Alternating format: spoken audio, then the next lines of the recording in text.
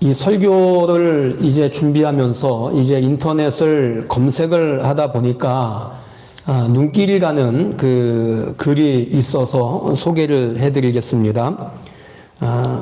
그 중국의 명나라의 작가 오승은의 작품으로 알려진 이 서유기라고 하는 이 장편 소설이 있습니다. 여러분 뭐 잘 아시는 내용일 수도 있는데 이 서유기라는 장편 소설이 있습니다. 이 간략한 내용은 그렇습니다. 이 돌에서 태어난 원숭이 손오공이 이제 주인공이죠. 이 손오공이 주인공인데 이 자기의 재주를 믿고 이 천재의 궁전을 어지럽힌 그 죄로 잡혀서 500년 동안 그 오행산 돌 감옥 속에 갇히게 되었습니다. 그러다가 이제 당나라 황제의 칙명으로 인도의 불전을 구하기 위해서 가는 그 삼장법사에 의해서 이 손오공이 이제 구출이 되어지죠. 삼장법사가 돌에 갇혀 있는 그 손오공을 구해 주었습니다. 이때 그 삼장법사는 손오공에게 머리띠 하나를 이렇게 씌워주죠. 머리띠 하나를 씌워주는데 이 머리띠는 아주 희한한 그 신통력을 가지고 있는 겁니다. 손오공이 삼장법사의 일을 방해하거나 아니면 협력하지 않거나 그래서 이제 제 멋대로 엉뚱한 짓을 하게 되면 이 삼장법사가 이제 주문을 외우게 되고 주문을 외우게 되면 이 손오공 위에 씌워진 머리띠가 조여들면서 아주 견딜 수 없는 그러한 고통을 일으키게 되어집니다. 이 손오공은 막 여의봉을 휘두르고 구름을 타고 막 8,000km까지 한 번에 날아갈 수 있는 그러한 능력을 가지고 있고 또 72가지의 변화를 자유자재로 구사할 수 있는 그 손오공은 결국 이 머리띠, 자기에게 씌워진 이 머리띠에 붙잡혀서 꼼짝하지 못하고 삼장법사의 이제 수행원이 되어서 인도까지 가서 불전을 가지고 온다라고 하는 그러한 이야기입니다. 이 글쓴이는 먼저 이 서유기의 이 내용을 이렇게 이야기를 하면서 이러한 이야기를 합니다. 이 중국 소설에 나오는 손오공의 이 머리띠가 현대인들에게도 다 있다. 이렇게 이야기를 해요. 이 머리띠를 쓰고 있는 한 아무도 마음대로 행동하거나 못된 짓을 할 수 없다. 이렇게 이야기를 합니다. 이것이 이제 사람의 그 양심인데 이 사람의 양심이라고 하는 것이 손오공의 머리띠처럼 이 바른 길로 가도록 그렇게 작용을 해 준다는 거죠. 그런데 오늘날 이 사람의 양심이라고 하는 것이 손오공의 그 머리띠처럼 바른 길로 가도록 작용하는 것만은 아니라는 겁니다. 사람의 양심이 어떤 사람에게는 쓸모없는 그러한 장식품에 불과한 그러한 사람들도 분명히 있습니다. 사람은 이 죄악된 본성을 가지고 있기 때문에 틈만 나면 하나님을 거부하고 또 자기 마음대로 자기 생각을 가지고 살고 싶어하는 그러한 경향이 누구에게나 다 있습니다. 거기에 이 돈이라고 하는 머리띠, 또 권력이라고 하는 머리띠, 또 이 세상 지식이라고 하는 이 머리띠를 쓰게 되어지면 더 교만해지고 더 자기 멋대로 살려고 하는 것이 사람의 성향이라고 하는 거죠. 오히려 이러한 것들이 자기를 망치는 그러한 결과를 가져오는 경우도 많이 있습니다. 지금 세상이 그렇지 않습니까? 우리 믿는 자들에게도 이러한 죄악된 본성이 분명히 남아 있습니다. 그래서 우리 믿는 자들도 틈만 나면 이 죄악된 길로 가려고 합니다. 그때 우리가 하나님이 원하시는 바른 길로 가기 위해서는 하나님이 주시는 이 지혜의 머리띠, 그 지혜의 머리띠를 우리는 두르셔야 합니다. 하나님이 주시는 이 지혜는 우리를 바른 길로 인도하는 능력이 되어지는 거죠. 오늘 본문의 말씀이 그러한 지혜에 대해서 오늘 본문이 이야기를 하고 있는 겁니다. 자, 오늘 우리가 읽은 이 야고보서는 예수님의 그 육신의 동생인 야고보 사도가 이제 기록한 그러한 서신서입니다. 야고보 사도는 이 핍박과 박해를 피해서 그렇게 각 나라로 흩어져서, 그러니까 전에 얘기했죠. 디아스포라 유대인, 각 나라로 흩어져서 이제 생명을 걸고 신앙생활하는 그리스도인들에게 보낸 서신, 보낸 편지가 오늘 본문입니다. 우리가 생각할 때 이렇게 그 각 나라에 흩어져서 이제 어려운 처지에 있는 성도들에게 필요한 것은 위로와 격려라고 생각을 하죠. 그래야 힘을 얻고 그들이 믿음을 지킬 수 있지 않습니까? 그런데 우리의 예상과는 달리 야고보 사도는 흩어져서 고생하고 있는 그러한 그리스도인들을 향해서 행함이 있는 믿음을 강조하는 겁니다. 그래서 야고보서의 핵심 요절이 2장 17절에 이와 같이 행함이 없는 믿음은 그 지혜가 죽은 것이다 하는 이것이 야고보 전체의 핵심 요절이라고 할 수 있습니다. 행함이 없는 믿음은 죽은 믿음이다. 그리고 오늘 본문 말씀은 그 연장선상에 있는 말씀입니다. 오늘 본문 내용을 간단하게 요약을 하면 그렇습니다. 이 지혜와 총명이 있다고 생각하는 사람은 선행을 가지고 자신의 지혜로움과 자신의 총명함을 증명하라는 거예요. 만일 선행이 아닌 악행이 있는 사람은 스스로 지혜롭지 못하다는 것을 증명하는 것이라 이렇게 이야기를 합니다. 자, 이렇게 야고보 사도는 지혜라고 하는 것은 행함을 통해서 증명해야 된다 이렇게 말씀을 하고 있습니다. 성경은 이렇듯이 끊임없이 지혜에 대해서 강조를 하고 있죠. 이것은 하나님의 관점으로 볼 때에는 지식보다는 지혜가 더 가치 있는 것이기 때문에 지혜를 강조하는 겁니다. 여러분, 그런데 정작 우리가 살고 있는 이 사회는 어떻습니까? 지혜보다는 지식을 더 요구하고 지식을 더 강조하는 그러한 시대 아닙니까?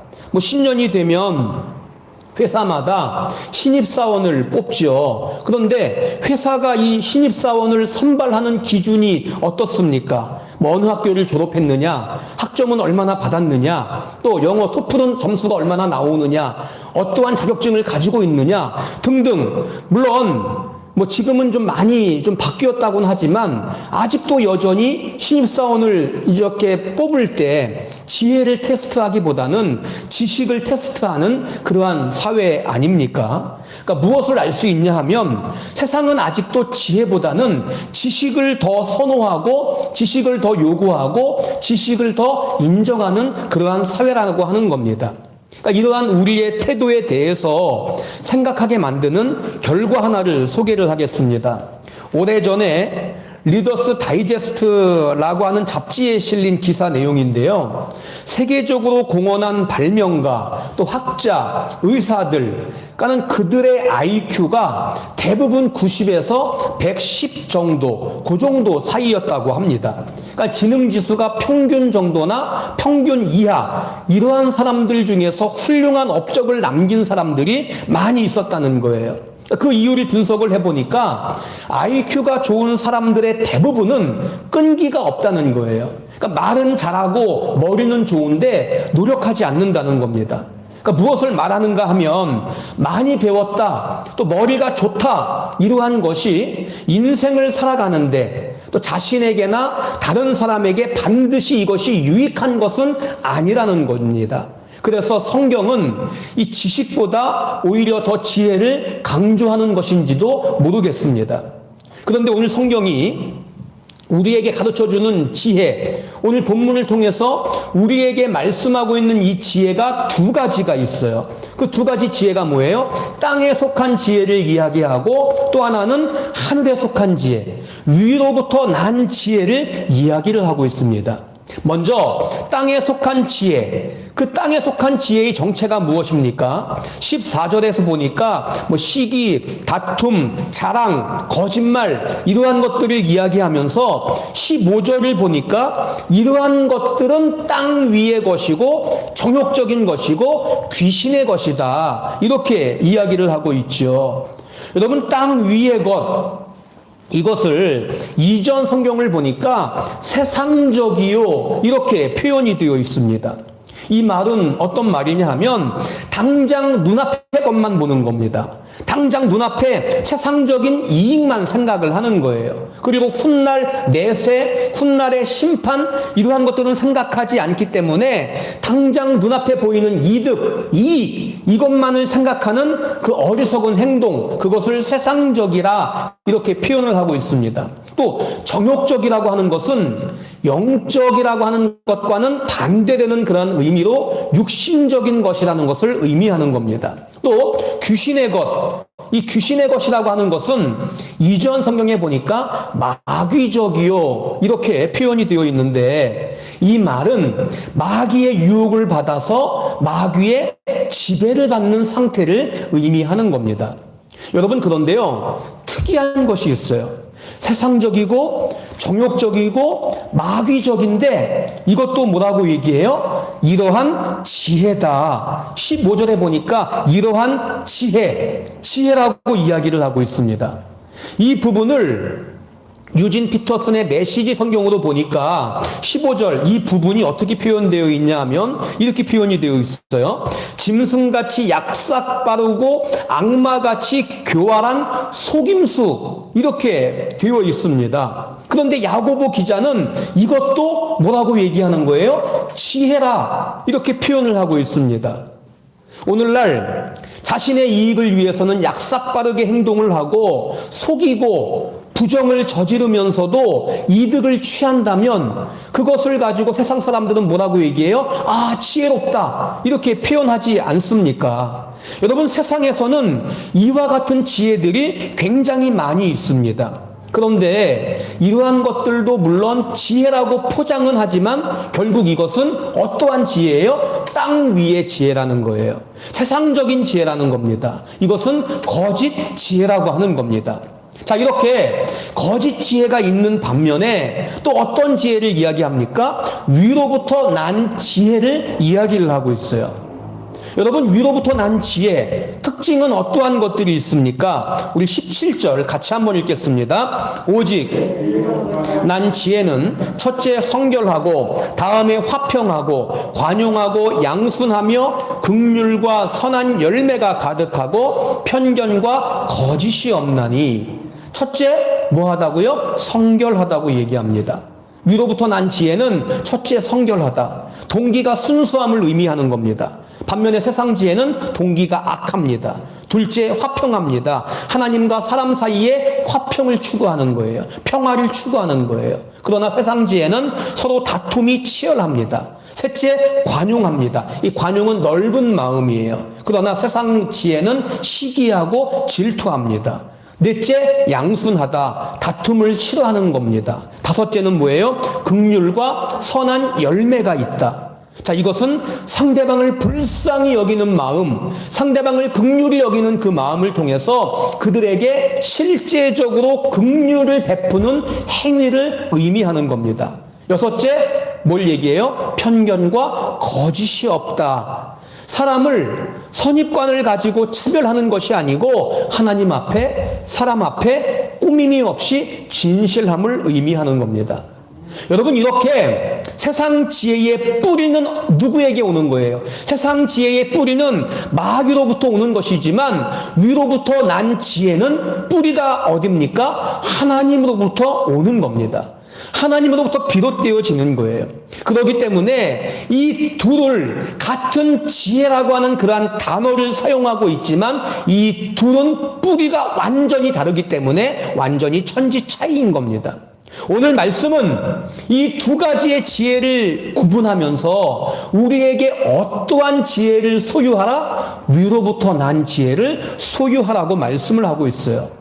여러분, 무엇 때문에 우리에게 위로부터 난 지혜를 소유하라고 말씀을 하고 있는 것일까요? 자, 18절 같이 읽습니다. 화평하게 하는 자들은 화평으로 심어 의의 열매를 거두느니라.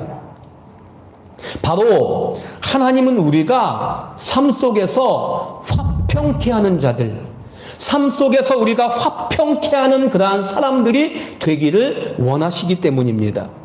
여러분, 과거 우리가 하나님을 믿기 이전에 우리가 믿음 생활을 하기 이전에는 우리가 어떠한 자들이었어요? 우리 모두는 다 하나님과 원수되었던 그러한 자들 아닙니까? 그런데 우리가 예수님을 믿으면서 우리가 예수님을 통해서 우리는 화목하게 되었습니다. 로마서 5장 10절 같이 한번 읽겠습니다. 곧 우리가 원수 되었을 때에 그의 아들의 죽으심으로 말미암아 하나님과 화목하게 되었은즉, 하나님은 우리가 예수님으로 말미암아 당신과 화목하게 되어진 우리에게 사명 하나를 주셨어요. 그 사명이 무엇일까요? 우리 고린도후서 5장 18절 말씀 같이 읽겠습니다. 모든 것이 하나님께로 났으며 그가 그리스도로 말미암아 우리를 자기와 화목하게 하시고 또 우리에게 화목하게 하는 직분을 주셨으니, 무엇을 주셨어요? 화목하게 하는 직분을 우리에게 주셨다는 겁니다.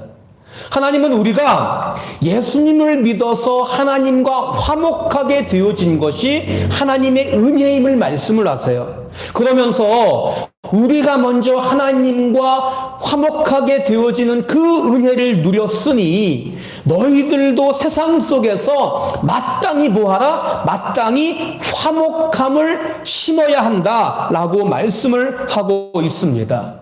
우리는 화목하게 하는 그러한 직분을 받은 자로서 어떠한 상황 속에서든지 어디든지 나를 통해서 화목해 하는 그러한 삶을 우리는 애쓰는 삶을 살아가야 합니다.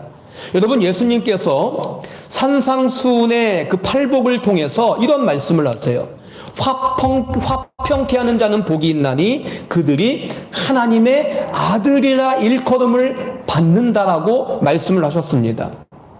세상 속에서 화평을 이루는 자가 하나님의 아들로 인정받는다는 거예요. 또 하나님의 아들이면 마땅히 세상 속에서 화평을 이루고자 애쓰는 삶을 살아야 한다라고 말씀을 하고 있습니다. 이 브로더스라고 하는 신학자는 이러한 이야기를 했습니다. 세상에서 화평케 하는 일보다 더 하나님을 닮은 일은 없다.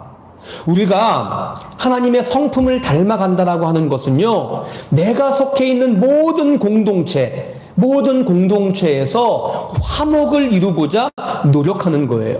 그런데 이 화목을 이루기 위해서 우리에게는 반드시 뭐가 필요합니까? 위로부터 난 지혜가 우리에게 필요합니다. 세상 지혜는요, 오히려 화목을 이루는데 방해가 되어지고 세상 지혜는 오히려 화목을 이루는데 독이 될 수 있습니다. 유진 피터슨의 메시지 성경을 보면은요, 16절이 이렇게 쓰여져 있어요. 우리 같이 한번 읽어보겠습니다. 여러분이 다른 사람보다 더 낮게 보이려고 하거나 다른 사람을 이기려고 할 때마다 일은 엉망이 되고 서로 멱살을 잡은 것으로 끝나고 말 것입니다. 이 16절이 이렇게 표현이 되어 있습니다. 여러분, 다른 사람보다 낮게 보이고 다른 사람을 이기려고 하는 것, 그래서 내가 다른 사람보다 낮게 보이고 이기려고 하면서 내가 이득을 취하는 것, 이것은 세상적인 지혜예요. 세상적인 지혜 아닙니까? 그런데 그 세상 지혜의 결국은 뭐라고 얘기해요? 일이 엉망이 되고 서로 멱살 잡는 것으로 끝난다는 것입니다. 그러나 우리에게 화평의 근원 되시는 하나님이 주시는 그 지혜가 있을 때 우리는 모든 상황을 지혜롭게 잘 다스리고 잘 조율할 수 있는 피스메이커가 될 수 있습니다. 어느 교회에 여 집사님이 이제 집집을 다니면서 이제 가사 도우미로 일하시는 분이 계셨습니다. 그 집사님의 간증이 이러한 간증이 있어요. 일을 하러 다니다 보면 인격적으로 무시당하는 경우도 있고 또 자식벌밖에 안 되는 그러한 사람에게 모욕적인 언사를 듣는 그러한 일들도 있다는 겁니다. 그러니까 마음 같아서는 막 한바탕 하고 싶은데 막 그냥 막 이야기하고 막 싸우고 싶은데 자신에게 화목하게 하는 그 직분을 주신 하나님, 그 하나님을 생각하면서 이 지혜를 구한다는 겁니다. 그러면 그 마음에 평안이 오고 그러면서 묵묵히 성실하게 일을 하다 보면 구박하고 깔보던 사람들도 단골이 된다는 거예요. 그러다가 신뢰가 쌓이게 되면 상대방이 이렇게 질문을 한다는 겁니다. 아줌마는 아니 그렇게 힘든 일을 하면서도 어떻게 그렇게 항상 평화롭고 행복한 표정을 지으세요? 저는 지금 너무 속이 상해서 미칠 지경입니다 하면서 자신의 그 속마음을 털어놓는다는 거예요. 그렇게 집사님은 인생 상담도 해주고 말벗도 해주고 전도도 한다는 겁니다. 이 가사 도우미가 졸지에 정신적인 영적 멘토가 되는 겁니다. 그리고 그 가정에 평화를 만들어서 공급하는 평화의 사도가 되어진 겁니다. 여러분, 우리가 위로부터 오는 지혜를 소유해야 하는 목적이 바로 여기에 있어요. 이 지혜가 있을 때 정말 가정이든 교회든 직장이든 내가 속해 있는 어느 공동체든 그 공동체 안에서 화목하게 하는 그 직분을 우리가 감당할 수 있게 되어집니다. 그 안에서 우리가 화평의 씨앗을 심을 수 있는 그러한 능력이 있게 되어집니다. 그 화평의 씨앗은 여러분 공동체를 든든히 세우고 결국 의의 열매를 거두게 되어지는 거예요. 그렇게 믿는 사람들이 세상을 화평함을 통해서 화평함으로 조금씩 변화시켜 나갈 때 점점 자라서 이 땅에 하나님의 영광이 가득 차게 되어지는 겁니다. 여러분, 오늘날 믿는 자들이 세상 속에 영향력이 없는 이유가 무엇입니까?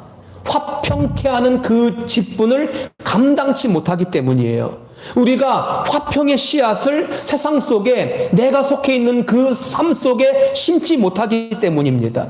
하나님을 믿는다고 하면서 하나님의 사랑을 심지 못하고 하나님의 긍휼을 심지 못하고 하나님의 화목, 화평을 우리가 심지 못해요. 세상 사람들과 똑같이 다투고 분노하고 시기하고 부정을 저지릅니다. 그러니 세상은 기독교를 비난하고 기독교를 조롱하는 거죠. 그러나 우리 믿는 자들이 정말 하나님이 주시는 그 지혜를 통해서 화평의 씨앗을 우리가 심게 되어지면 세상은 우리를 비록 핍박할지언정 우리를 조롱하지 않습니다. 여러분, 이것이 하나님이 우리에게 요구하시는 열매인 거예요. 우리 모든 성도분들에게 정말 이러한 하늘의 지혜가 충만하실 수 있기를 바랍니다. 이 하늘의 지혜를 통해서 정말 내가 속해 있는 그 공동체를 화평함으로 바꾸어 나가실 수 있는 정말 평화의 사도가 되어질 수 있기를 바랍니다. 그러나 자꾸만 마귀가 주는 그러한 거짓 지혜를 우리가 사용을 하게 되면 분노와 시기와 다툼을 일으킬 수밖에 없어요. 여러분, 혹 여러분들이 속해 있는 가정이나 또 내가 속해 있는 여러분들이 속해 있는 그러한 환경 속에 다툼이나 분노나 악함이 있습니까? 여러분, 그 안에서 내가 어떻게 화평의 열매를 맺을 수 있을까를 끊임없이 고민하시고 하나님이 주시는 그 지혜를 통해서 의의 열매를 맺는 그러한 삶을 살 수 있기를 바랍니다. 그러면 우리가 어떻게 위로부터 오는 그 지혜를 우리가 소유할 수 있을까요? 야고보서 1장 5절이 정확하게 그 답을 우리에게 제시를 하고 있습니다. 우리 야고보서 1장 5절 같이 한번 읽겠습니다. 너희 중에 누구든지 지혜가 부족하거든 모든 사람에게 후히 주시고 꾸짖지 아니하시는 하나님께 구하라. 그리하면 주시리라. 우리가 어떻게 하나님 위로부터 오는 그 지혜를 얻을 수 있습니까? 하나님께 구하라는 거예요. 그러면 주신다는 거예요. 여러분, 이 말씀이 나오게 된 배경은 이렇습니다.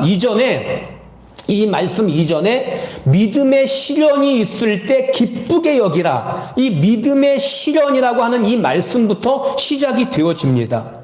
즉, 성도들이 어려운 환경을 만나게 되어지면 기쁘게 그것을 여기기도 하지만 결국은 뭐 하라는 거예요? 하나님의 지혜를 구하라는 겁니다. 어려울 때, 믿음의 시련이 왔을 때 하나님의 지혜를 구하라는 거예요. 여러분, 어려울 때 왜 하나님의 지혜를 구하라고 말씀을 하십니까? 사람들은 어려움이 오면은요, 당황을 해가지고 분별력을 잃어버립니다. 판단력을 잃어버립니다. 그러기 쉽다는 거예요. 여러분, 충분히 공감하지 않겠습니까? 그때 우리가 어려움을 당했을 때, 당황한 상황이 되어질 때 사단 마귀는 거짓 지혜를 막 우리에게 막 주입을 시켜요. 거짓 지혜를 주입을 시켜서 우리의 판단력을 흐트러뜨립니다. 그래서 잘못된 판단, 잘못된 선택을 하게 한다는 거예요. 자신이 지혜롭다고 생각하는 사람들이 이 거짓 지혜를 통해서 잘못된 판단을 하고 잘못된 선택을 하기가 쉽습니다. 그래서 야고보 기자는 하나님께 지혜를 구하기 이전에 자신에게 지혜가 부족하다는 것을 먼저 인정하는 것이 중요함을 이야기하고 있습니다. 여기서 말하는 지혜는요, 여러분 제가 지난주에도 말씀을 드렸죠. 이 히브리어로 호크마라는 단어를 사용합니다. 이 단어가 뭐예요? 하나님이 원하시는 바른 길, 또 하나님이 원치 않는 잘못된 길, 이것을 판단하고 분별하는 통찰력, 이것이 지혜인 겁니다. 여러분, 이처럼 우리에게는요, 하나님이 원하시는 올바른 길이 뭔지, 하나님이 원하시는 잘못된 길이 뭔지를 제대로 판단할 수 있는 그 지혜가 우리에게는 부족해요. 이것을 우리가 인정하고 지혜의 근원 되시는 하나님께 구하라는 거예요. 여기서 하나님에 대한 설명을 덧붙이고 있죠. 어떻게 이야기를 합니까? 모든 사람에게 후히 주시고 꾸짖지 아니하시는 하나님이라고 설명을 하고 있습니다. 여기서 모든 사람은요, 불신자들까지도 포함하는 것이 아닙니다. 불신자들까지도 포함하는 것이 아니고 지혜가 부족함을 인정하고 하나님께 기도하는 모든 성도들을 의미하는 겁니다. 또 후히 주신다는 것은요, 풍성하게 주신다, 즉시 주신다, 그러한 의미예요. 또 꾸짖지 아니하신다는 것은요, 너무 우리가 자주 하나님께 지혜를 구하는 기도를 드림을 통해서, 야, 내가 너무 자주 지혜를 구하니까 하나님이 귀찮아하지 않으실까 하는 이러한 생각이 든다 할지라도 하나님은 결코 귀찮아하지 않으시고 결코 책망하지 않으시고 성도들의 기도에 응답하신다는 그러한 의미입니다. 한마디로 정리를 하면 이래요. 성도들이 여러 가지 환경의 문제 속에서 자신의 지혜가 부족함을 깨닫고 정말 지혜의 근원 되시는 하나님께 구하면 하나님은 즉시 풍성하게 우리에게 지혜를 주신다는 거예요. 그 지혜를 주셔서 그 지혜를 가지고 분별하게 하시고 판단하게 하셔서 정말 하나님이 원하시는 올바른 선택을 하게 하신다는 겁니다. 중요한 것은 우리의 믿음이 중요해요. 우리가 어려움 속에서 여러 가지 막혀있는 그런 상황 속에서 여러 가지 문제 속에서 나의 지혜의 부족함을 인정하고 지혜의 근원 되시는 하나님께 나아가서 그 하나님께 구할 수 있는 믿음이 우리에게 있느냐, 이것이 정말 중요합니다. 그런데 사실 많은 성도들이 어떻습니까? 그렇지 못하죠. 어떤 문제, 또 내가 결정해야 되고 선택해야 되는 그러한 상황이 오면 어떻습니까? 하나님을 믿는다고는 하지만 대부분이 자신의 불완전한 그러한 생각과 자신의 불완전한 지식과 자신의 불완전한 그러한 경험을 가지고 판단하고 선택하고 결정하지 않으십니까? 여러분들은 어떠십니까? 여러분, 그러한 순간순간마다 하나님의 지혜를 구해보신 적이 있으십니까? 정말 하나님이 원하시는 선택이 무엇이고 하나님이 원하시는 방향이 무엇인지를 여러분 고민해 보신 적이 있으십니까? 그렇지 못하다면 성경은 거짓 지혜에 속고 있는 것이라고 말씀을 하고 있는 거예요. 저는 이 설교를 준비하면서 잠언서 15장 19절 이 말씀이 떠올랐습니다. 잠언서 15장 19절 말씀 우리 같이 한번 읽어보겠습니다. 게으른 자의 길은 가시울타리 같으나 정직한 자의 길은 대론이라. 이 게으른 자, 또 정직한 자, 이 대조해서 이야기를 하고 있죠. 여러분, 게으른 자와 대조하려면 어떠한 자가 나와야 돼요? 부지런한 자가 나와야 되잖아요. 그런데 게으른 자와 대조해서 정직한 자가 나왔다라고 하는 것은 그 게으름의 이면에는 부정직함이 있다는 것을 이야기하는 거예요. 그런데요, 여러분, 게으른 자의 길과 정직한 자의 길, 이 두 개의 길이 나오고 있습니다. 여러분, 우리나라 말에는 똑같은 길이에요. 그죠? 게으른 자의 길, 정직한 자의 길, 똑같은 길인데 원어에 보면 이 두 길의 의미가 다릅니다. 게으른 자의 길에서 이 길은 큰 길을 의미해요. 큰 길을 의미합니다. 그리고 정직한 자의 길에서 이 길은 통행로와 같은 작은 길, 좁은 길, 그 길을 의미합니다. 그리고 이 대로, 맨 뒤에 정직한 자의 길은 대로니라 할 때 이 대로는 원어의 의미를 보니까 넓게 만들어져서 하늘까지 닿도록 쭉 뻗어 있는 그러한 고속도로와 같은 그러한 길, 그 길을 대로라고 의미를 하는 겁니다. 여러분, 이렇게 원어로 의미를 풀어주니까 좀 이해가 더 쉽지 않습니까? 풀어서 말씀을 드리면 이래요. 이러한 의미입니다. 게으른 자의 길, 즉 정직하지 못한 자가 가는 길은 처음에는 큰 길이에요. 처음에는 큰 길로 걸어가는데 계속 가다 보니까 어떠한 길이 나와요? 가시 울타리 같은 길이 나온다는 겁니다. 그러나 정직한 자가 걸어가는 그 길은 처음에는 좁은 길인데 그 길을 계속 가다 보니까 어떠한 길이 나온다는 거예요? 아주 넓은 고속도로와 같은 뻥 뚫린 큰 길이 나온다는 겁니다. 여러분, 이해가 되십니까?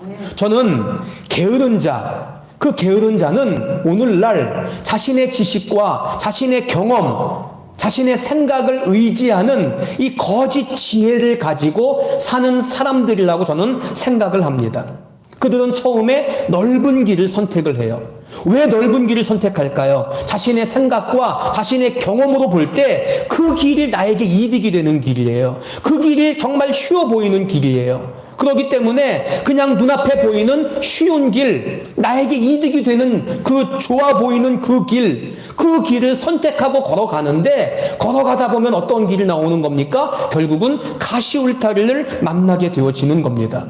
그러나 정직한 자는, 어떠한 자가 정직한 자일까요? 하나님의 지혜를 구해서 하나님이 원하시는 올바른 길로 가려고 애쓰는 사람들이 정직한 자예요.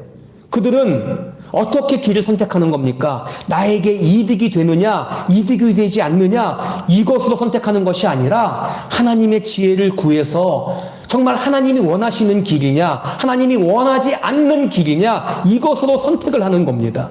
이들은 처음에는 좁은 길을 가게 되어지지만 결국은 큰 대로를 만나게 되는 놀라운 은혜를 경험하게 되어지는 겁니다.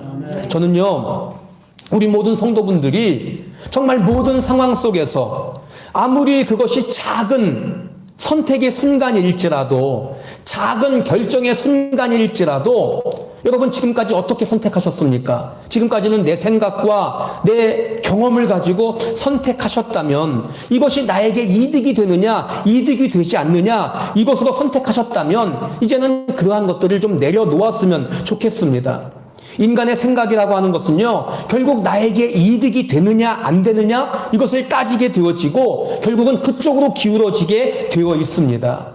정말 작은 선택의 순간일지라도 순간순간 하나님의 지혜를 구하시고 정말 하나님이 원하시는 선택, 어떠한 것이 하나님에게 더 영광이 되어지는 길일 것인가, 이것을 고민하면서 선택할 수 있는 그러한 훈련을 할 수 있기를 바랍니다. 여러분, 비록 처음에는요, 그 길이 좁은 길일지라도 반드시 큰 대로를 만나게 되는 놀라운 하나님의 은혜를 경험하게 되어질 줄 믿습니다. 이러한 경험들이 여러분들 삶 속에 정말 넘쳐날 수 있기를 축원합니다. 예화를 하나 드리고 말씀을 마치겠습니다. 미국 16대 대통령 아브라함 링컨 밑에는 7명의 장관이 있었어요. 그런데 이 7명의 장관들이 한 번에 모두 함께 실수를 했습니다. 이들이 한 실수는 국가 경영에 엄청난 손실을 가져온 아주 큰 실수였어요. 당장 대통령에게 모두 경질하라, 이러한 압력이 들어왔는데 대통령은 그 중에서 한 명만 경질을 했습니다. 그러자 이제 그 상하 의원들이 대통령에게 거세게 막 항의를 하는 겁니다. 그때 링컨이 상하 의원들을 모아놓고 이러한 이야기를 했습니다. 어느 마을에 농부 가족이 살았습니다. 그런데 밤마다 스컹크들이 나타나서 독가스를 풍기면서 농부 가족들을 아주 괴롭혔습니다. 농부의 아내는 농부에게 스컹크를 모조리 없애달라고 그렇게 졸랐습니다. 그날 밤 농부는 스컹크들이 나타나자 총을 들고 달려나갔습니다. 그리고 잠시 후에 농부가 들어왔습니다. 아내는 농부에게 스컹크들을 모조리 죽였습니까? 없앴습니까? 라고 질문을 했습니다. 그때 농부가 웃으면서 이렇게 이야기를 하는 거예요. 내가 나가니까 스컹크 7마리가 내게 오더군. 그 순간 내가 한 마리를 향해서 총을 쏘았지. 나머지야 뭐 다 죽일 필요가 있겠소? 아마 모두 깜짝 놀라서 도망갔으니까 더 이상 우리를 괴롭히지 않을 것이요. 그러면서 이 이야기를 하고 링컨이 그 의원들 앞에서 이렇게 이야기를 했다는 거예요. 여러분, 사람은 누구나 다 실수할 수 있습니다.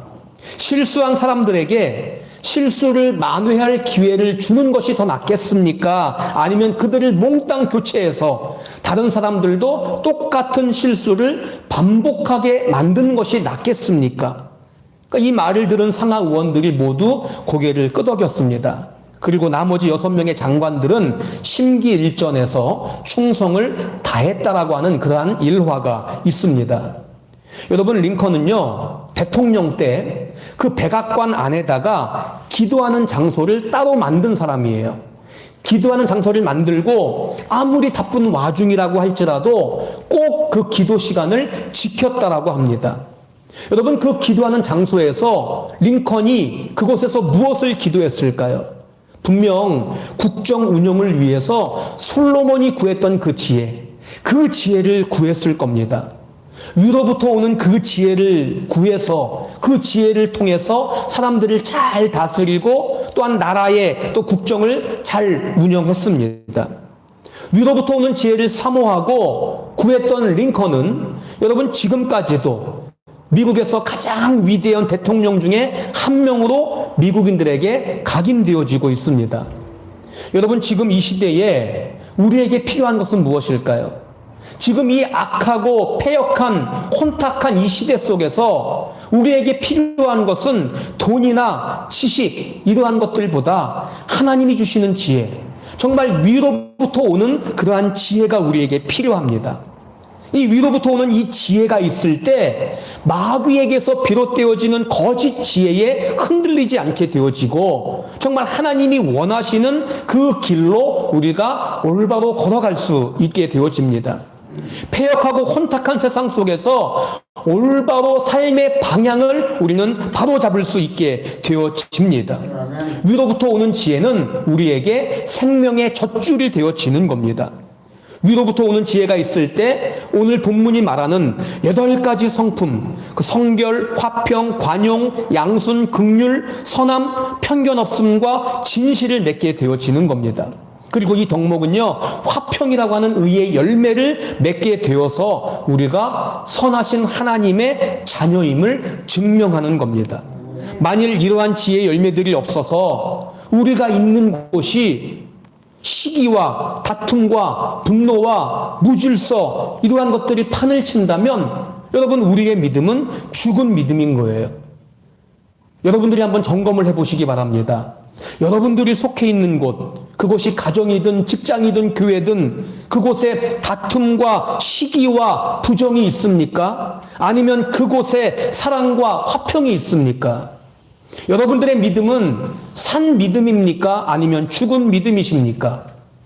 여러분, 우리 모두 힘써서 위로부터 오는 그러한 지혜를 소유하기 위해서 정말 후히 주시고 꾸짖지 아니하시는 하나님께 구하실 수 있기를 바랍니다. 그래서 하나님이 주시는 그 지혜를 통해서 이 악한 시대 속에서 하나님이 원하시는 바른 길로 걸어갈 수 있기를 바라고, 우리가 속해 있는 가정이든 교회든 직장이든 어디든지 다툼과 시기가 사라지고 정말 화평함이 깃드는 그러한 평화의 사도가 될 수 있는 우리 모든 성도분들이 될 수 있기를 정말 주님의 이름으로 축원을 드리겠습니다.